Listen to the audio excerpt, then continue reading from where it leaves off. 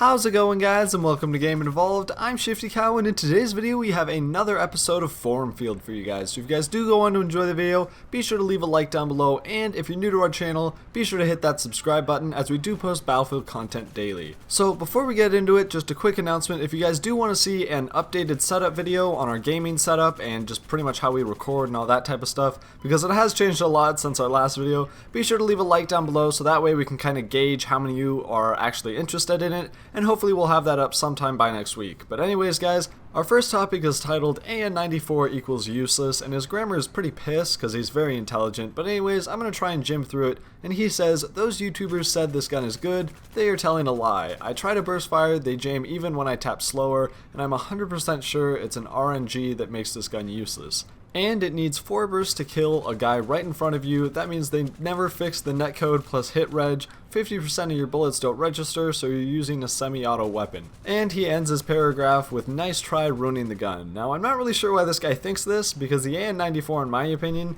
is probably one of the best assault rifles to use at range, just because it's laser-like accurate. You can shoot at like 1200 RPM in burst fire, which is just ridiculous, and it's just an overall really controllable and easy to use gun. Now, what I'm thinking is happening to him is he's just got really piss internet connection, and that's why he's getting all these netcode problems and just poor hit reg, all that type of stuff, because from my point of view, Battlefield 4 is in a really nice spot in terms of netcode. Sure, every once in a while you get some shots that you really think you did hit, and you probably did, and there's a bit of a delay, but for the most part, 50% hit reg is just completely awful. Like, I don't think that's ever happened to me in Battlefield 4.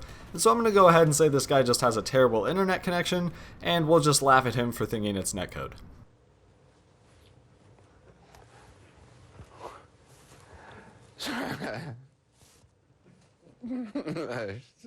So moving on to the next post, this guy's got a really long topic, and so I'm just going to summarize it real quick. He's basically saying that he played a lot of BF3, he really loves the vehicle combat, and just went ham and little birds and tanks and all that type of stuff.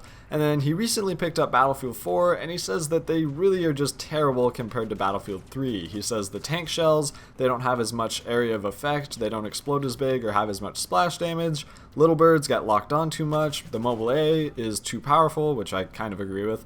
But anyways, he's just saying that overall vehicles are way too underpowered and they need a big nerf. And while he does have a little bit of truth in his argument, I still find it pretty funny that he thinks all vehicles in general need to be buffed, because they're already insanely powerful if you think about it. Sure, they're nowhere near how powerful they are in real life, but think about how terrible the gameplay would be if a tank just couldn't be destroyed. There would just be no reason to actually play Battlefield except to hop in a vehicle and then pretty much die every time you're an infantry guy.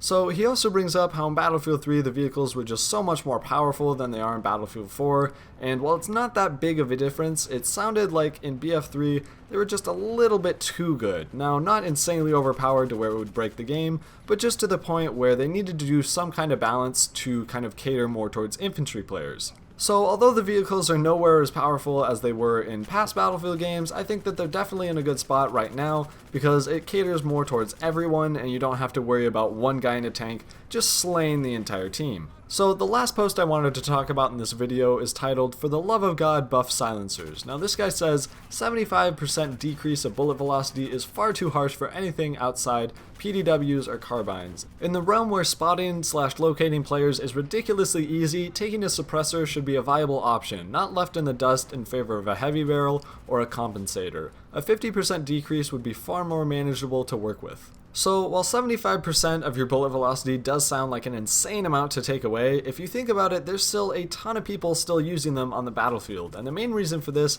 is it pretty much guarantees that you're going to be somewhat stealthier than you would if you didn't have it on, and if you're not going to be spotted on the minimap, that is just an insane advantage to have over your enemies. Even if it doesn't happen all the time, or if you get spotted passively, if someone actually sees you, it's still going to be helpful if you do start shooting and then a couple of people don't notice you, because that can really mean the difference between life and death.